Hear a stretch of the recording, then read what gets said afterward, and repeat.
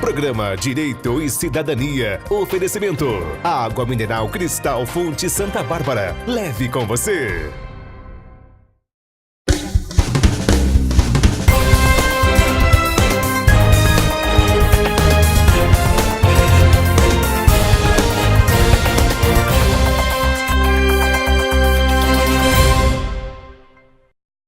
Olá pessoal, como eu havia dito, então nós temos hoje aqui o Dr. Cláudio Nardinelli e o Miguel Shibani. O Miguel Shibani todo mundo conhece, já é arroz de festa e sempre está aqui. O Dr. Cláudio já é mais sério, isso, aquilo, não tem vindo com essa constância do Miguel. Gente, primeiro, muito obrigado aí por vocês terem vindo aqui para bater papo. Obrigado. Dr. Cláudio, me fale da UTI. Recentemente foi... 20 anos. 20 anos de UTI. Então, Wagner... Está desde o começo lá. Desde o começo. Então, conta como formou a UTI para nós. Na realidade, assim, a nossa UTI de Avaré, o pensamento dela começou em 1990, quando acidentes ceifaram algumas vidas de pessoas conhecidas da cidade, e se criou um movimento envolvendo as forças vivas da cidade. Acho que foi um exemplo assim que a gente podia usar, inclusive, para outras situações. E foram envolvidos os empresários, foram envolvidos os clubes de serviço, a própria Santa Casa, a Prefeitura Municipal, e se começou a discutir um projeto que viesse a viabilizar a criação da UTI para a nossa cidade, que na época tinha em torno de 200 mil habitantes. Esse projeto começou meio acanhado, tudo, e quando foi em 1995, de 90 a 93, construir o prédio, em 1995, numa reunião com o Rotary, na época o Rotary Avaré e o Rotary Avaré Jurumirim, se propôs a criação de um projeto que existe dentro do Rotary, através da Fundação Rotária, chamado 3H. Humanity, Hungry e Health. Saúde, humanidade e fome. E esse projeto, ele foi assim, estruturado com as nossas necessidades e girava em torno de 200 mil dólares. Houve um trabalho de todos os Rotaries da nossa região, né, não só de Avaré, e foi levado para a Fundação Rotária uma proposta de que essa Fundação Rotária doasse para Avaré 200 mil dólares. Isso aconteceu, e é importante que o pessoal saiba, a nível mundial. Então, vocês vejam que hoje, com a magnitude de problemas que a gente tem na humanidade, Avaré foi escolhido pela Fundação Rotária para ter um investimento de 200 mil dólares. E, graças a esse trabalho, quando foi fevereiro de 1998, 18 de fevereiro de 1998, a UTI foi inaugurada. Ela já vinha com os preparativos da parte estrutural feito pela Santa Casa, e a gente, através desses recursos, conseguiu equipá-la com 9 leitos, sendo um leito de isolamento e 8 leitos de UTI geral. Muito bem. Logo em seguida, no governo do Joselir, foi o governo que aconteceu, houve por parte de toda a prefeitura uma mobilização no governo anterior do Miguel Paulucci e depois no governo de Joselir, uma estruturação financeira para que fosse dado início aos trabalhos através de uma cooperação junto à prefeitura, à Secretaria de Saúde, na época até... O Rotary ele deu a parte física e equipamento? Não, ele deu a parte de equipamentos. A parte física foi construída pela Santa Casa, juntamente com os empresários e recursos da região, né? E a partir daí começou, então, o funcionamento da nossa UTI. Ela hoje, ao longo desses anos, ela trabalhou sempre com essa quantidade de leitos. A gente teve, nesses últimos 20 anos, 9.305 pacientes atendidos. Eu acho que é uma marca assim, bem expressiva, porque você vai ter quase 400 pacientes por ano sendo atendidos na UTI. E, sem dúvida nenhuma, foi um ganho em termos de equipamento de saúde muito grande para Avaré. Por quê? Com a instalação da UTI, logo em seguida veio a hemodiálise, Avaré começou a ter condições de receber pacientes mais graves, começou a ter condição de fazer cirurgias de maior porte, e acabou sendo uma referência, como ela é de direito, mas não de fato, mas não de direito, mas de fato, um hospital regional. Então, se hoje a gente dividir a nossa região, o lado direito da Castelo Branco fica com a Unesp e o lado esquerdo da Castelo é tudo quase que responsabilidade de Avaré. A Avaré, então, ela tem a responsabilidade do atendimento de 17 municípios que compõem a nossa região. Então, acho que dentro desse trabalho, desde os primórdios da fundação, a gente já vinha vislumbrando que o número de leitos de UTI para a nossa região de Avaré, ela ainda está defasada, né? Hoje nós temos 350 mil habitantes, mais ou menos, e nos 17 municípios. E a gente tem 9 leitos, né? O ideal... E a manutenção dessa UTI é feita por quem? Bom, a manutenção ela é feita pela Santa Casa, com os recursos que são provenientes do SUS, e dentro desses programas do governo do Estado e do Ministério, alguns recursos são repassados para que haja uma valorização do leito de UTI. A falta de leito de UTI hoje, ela acontece no Brasil inteiro, né? E dependendo do nível, a nossa UTI é uma UTI de nível 2. A Unesp é uma UTI de nível terciário, a nossa é de nível secundário. A gente tem uma diária de UTI hoje em torno de R$800, né? Logicamente que o leito de UTI é um leito caro, né? Sim. Por conta das demandas que normalmente esses pacientes necessitam.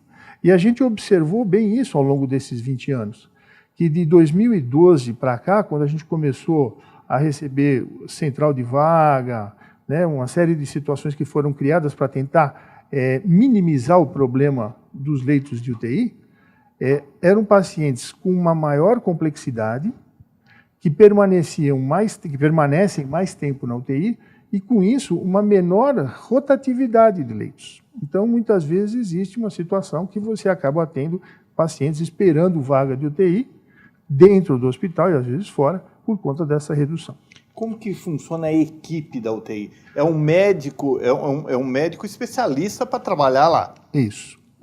Na realidade, a especialização de terapia intensiva, ela vem tendo assim um crescimento muito lento, porque é uma especialidade assim muito complexa, o indivíduo praticamente vive de plantões, então é um trabalho desgastante. Psicologicamente, emocionalmente, o indivíduo tem que ter uma característica para poder trabalhar nessa situação, de agilidade de raciocínio, firmeza de postura, enfim. Decisão rápida. Decisão rápida, porque você está ali com o paciente entre a vida e a morte. Então, a gente não tem todos os especialistas com o título de UTI. E isso, na grande maioria dos hospitais, você não tem. A gente tem uma equipe hoje bem completa. Nós temos 2 cirurgiões, 5 cardiologistas, 2 nefrologistas, 1 anestesista, 2 clínicos. Então, a equipe ela é multiprofissional. E isso é interessante porque no plantão daquele outro profissional, você acaba tendo, vamos dizer assim, as peculiaridades e se complementando. Sim, sim. Além disso, a gente tem 3 colegas, são 2 colegas além de mim que têm título de especialista em terapia intensiva. Sim. Então, na realidade, eu assumo a coordenação desse trabalho desde que a gente começou. A gente tem um colega que é cirurgião cardíaco, que ele trabalha na Unesp e trabalha com a gente aqui também. E uma colega que é intensivista, que mora em Piraju e que também vem dar plantão aqui com a gente. Dentro dessa equipe, a gente ainda tem uma equipe com 6 enfermeiros, todos com especialização em terapia intensiva. A gente tem 5 fisioterapeutas que trabalham das 7 da manhã às 22 horas, então a gente tem um trabalho assim bem intenso da fisioterapia nesses pacientes. O serviço social, a psicóloga e a fonoaudióloga que trabalham com a gente, além da nutrição e da equipe de suporte, vamos dizer assim, no funcionamento da UTI. Ótimo. Miguel Shibani, provedor da Santa Casa de Avaré. Você vai aumentar o número de leitos da UTI ou não?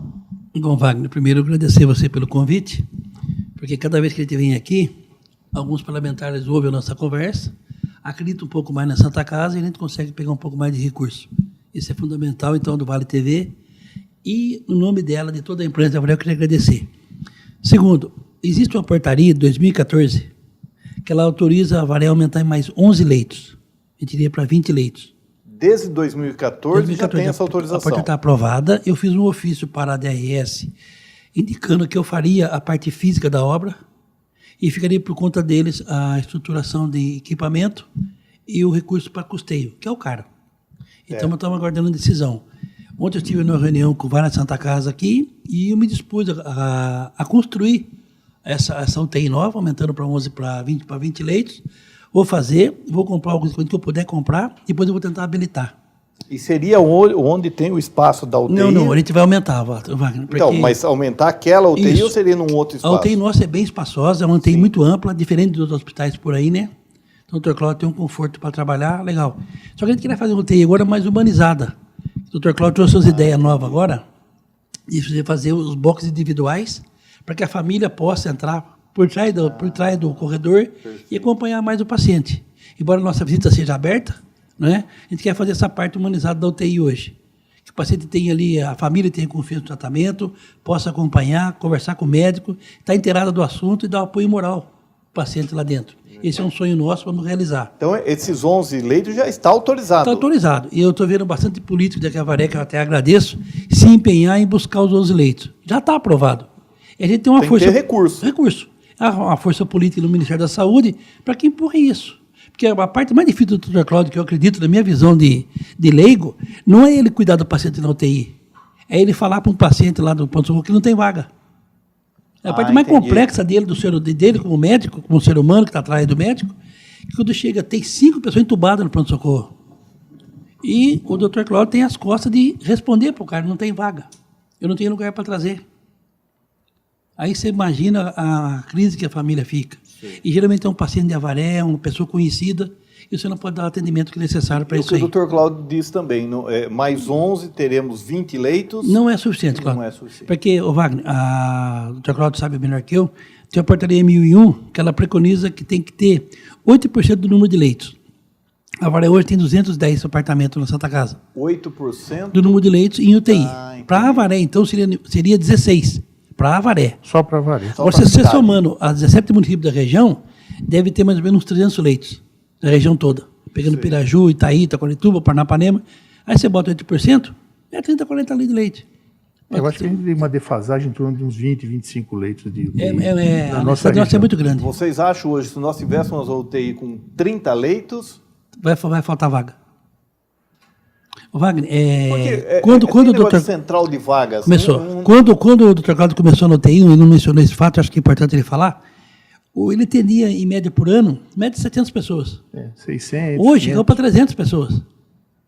E não diminuiu o número de leito. O que aumentou é a complexidade nossa. Hoje a Avaré faz cirurgia de risco, a neurológica. Então o paciente fica mais tempo sendo monitorado na UTI.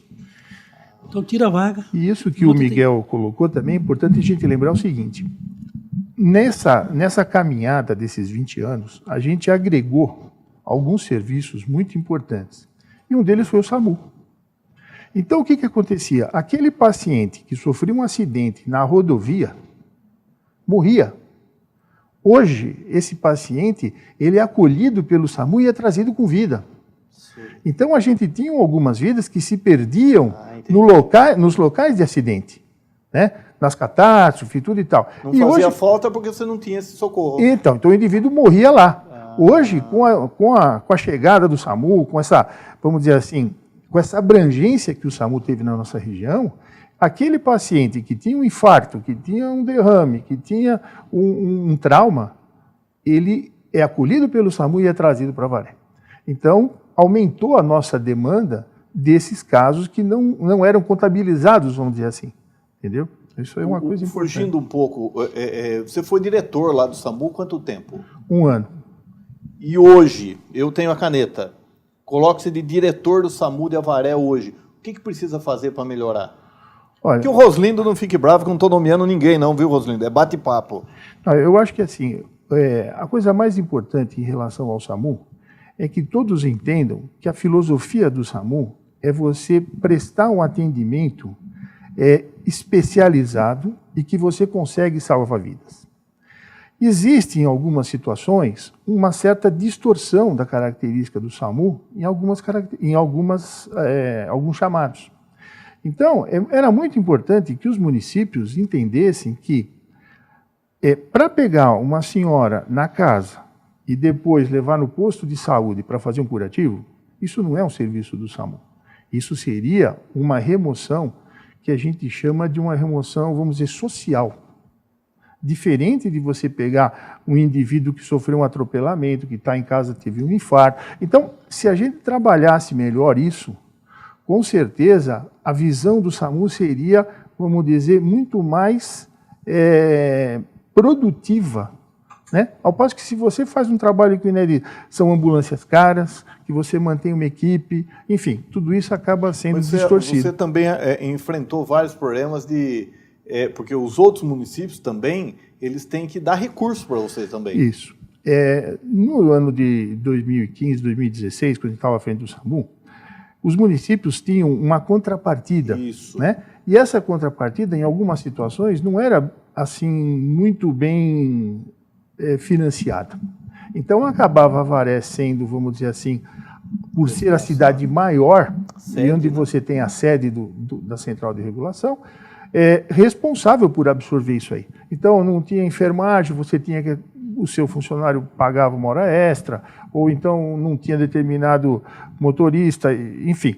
Isso foi sanando, eu acho que algumas coisas, houve um concurso, o pessoal conseguiu completar os quadros, mas eu entendo assim, que as pessoas, se elas se conscientizarem da importância do SAMU, porque enquanto o SAMU está fazendo uma remoção desnecessária, uma remoção social, de repente você deixa de atender um infartado, você deixa de atender... Teria que otimizar o trabalho do SAMU. Sim, sem dúvida. Né? E uma das coisas que a gente brigou muito naquela época foi a disponibilidade da ambulância para o transporte social, Sim. que é aquela que eles chamam de famosa branquinha. Né? Então, é um chamado que não é urgência, não sei o quê, porque você desvia, você tira a finalidade do SAMU, que é um trabalho... E outra coisa, são pessoas treinadas, que tem todo um protocolo para ser seguido, né? E isso muitas vezes acaba deixando a desejar por conta de que não está sendo bem empregado. Né? Pessoal, no próximo bloco nós vamos voltar falando com o Miguel aqui do que pode melhorar para o TI. Embora o Miguel fale muito, isso, aquilo, pelo menos agora ele não é candidato a deputado federal nem estadual, pelo menos o que ele fala. Voltaremos já.